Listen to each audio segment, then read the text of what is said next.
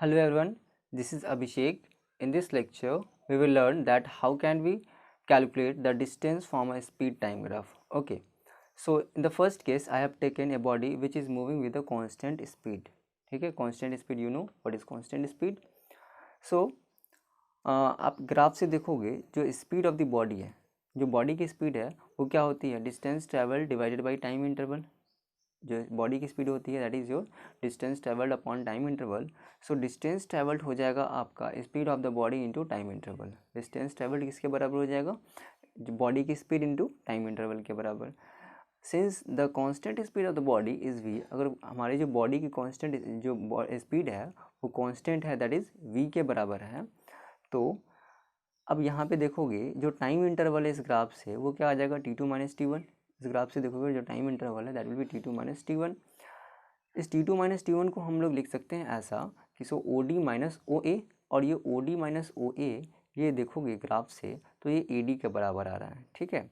And the constant speed which is V, जो V है वो आपका OY के बराबर आ रहा है। So V equals to OY which is, और OY जो है वो AB के बराबर है and AB is equals to CD, ठीक है। सो डिस्टेंस ट्रेवल्ड होता है हमारा चूँकि speed into time interval, since speed is v and time interval is T2 minus T1। So v जो है हमारा AB के बराबर है और T2 माइनस T1 जो वो AD के बराबर है। तो आपको शायद एक चीज़ ध्यान में आ रही होगी, जो एरिया ऑफ रेक्टेंगल होती है, जो एरिया ऑफ रेक्टेंगल होती है वो होती है हमारी लेंथ इंटू ब्रेथ, ठीक है। सो यहाँ पे AB जो है हमारा, AB इज़, जो मैं जस्ट से it is length and AD is breadth, ठीक है। So the area under the distance, sorry speed time graph, जो area under speed time graph होती है that gives us distance travelled by the body. Okay, so in the second case I have taken when the speed of a body increases uniformly from zero. जब किसी particle की speed जो है वो uniformly increase करे, कहाँ से, zero से, ठीक है। तो उस केस में जो एवरेज स्पीड होगी that will be equal to initial speed plus final speed. So यहाँ पे जो एवरेज स्पीड, सॉरी जो इनिशियल स्पीड है वो u और final speed v। So u is zero here and final speed is v here. सो यहाँ पे जो एवरेज स्पीड हो जाएगी वो v/2 हो जाएगी, और जो टाइम इंटरवल होगा which is along x axis वो हो जाएगा t के बराबर। So distance travel equals to average speed into time interval.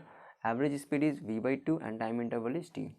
यहाँ पे ग्राफ से देखोगे यदि आप तो आपको एक चीज़ नज़र आएगी, जो v है वो AB के बराबर है, जो हमारा v है वो AB के बराबर है, और जो t है वो OB के बराबर है। So distance travelled in time t, जो t समय में जो डिस्टेंस ट्रेवल्ड होगा that will B average speed into time interval. वो किसके बराबर हो जाएगा, average speed into time interval. Average speed is v/2 into time interval is t। So v is AB, जो v है हमारा वो AB के बराबर है, और जो t है वो OB के बराबर है, ठीक है। So distance travel will be equals to area of triangle OAB। जो डिस्टेंस ट्रेवल्ड होगा वो area of this triangle OAB के बराबर होगा, ठीक है।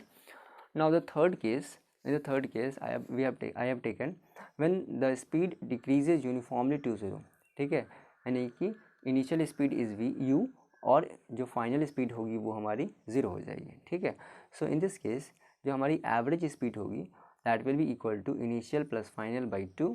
सो यहाँ पे आप देखोगे तो इनिशियल स्पीड है u, फाइनल है 0/2। सो एवरेज स्पीड हो जाएगी हमारी u/2। So the distance travel will be equal to average speed into time interval, and average speed is u/2 into time interval is t। So 1/2, और u किसके बराबर है, OA के बराबर है, और t जो है वो हमारा OB के बराबर है, ठीक है। सो यहाँ से भी आ रहा है हमारा half into base into height, ठीक है। So distance travel equals to area of triangle OAB, यहाँ से भी आ गया। जो डिस्टेंस ट्रेवल्ड होगा वो एरिया अंडर द ग्राफ, या और you may say that area of triangle OAB, ठीक है।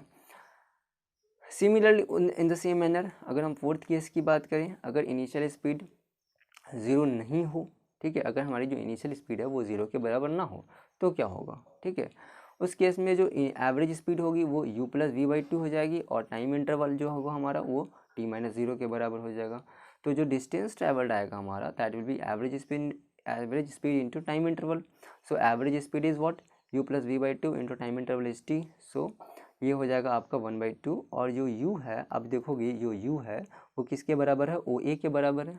जो u है हमारा वो OA के बराबर है, और जो v है हमारा वो BC के बराबर है। जो v है वो BC के बराबर है, और जो OC है वो t के बराबर है, यानी कि t जो है वो OC के बराबर है।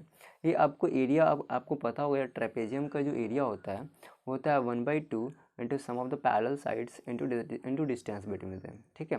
So distance travel equals to area of trapezium O A B C हो जाएगा, ठीक।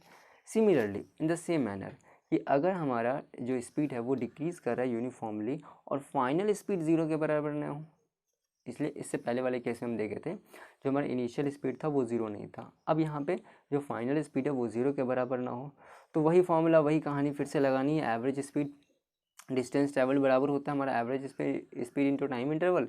सो एवरेज स्पीड हो जाएगी u plus v/2 into T. यहाँ पे u की वैल्यू पुट करेंगे, v की वैल्यू पुट करेंगे, t की वैल्यू पुट करेंगे, हाँ आ जाएगा हमारा एरिया ऑफ द ग्राफ, ठीक है। सो u है हमारा ओ ए के बराबर, जो u है वो ओ ए के बराबर है, जो v है वो बी सी के बराबर और जो t है वो ओ सी के बराबर है, ठीक है। So distance travelled equal to हो जाएगा हमारा 1/2 into O A plus B C into O C. So distance traveled equals to area of trapezium OABC. Okay. So this was all about that how can we calculate the distance from a speed time graph. I hope चीज़ें आपको समझ में आई होंगी सारी चीज़ें. So thank you very much.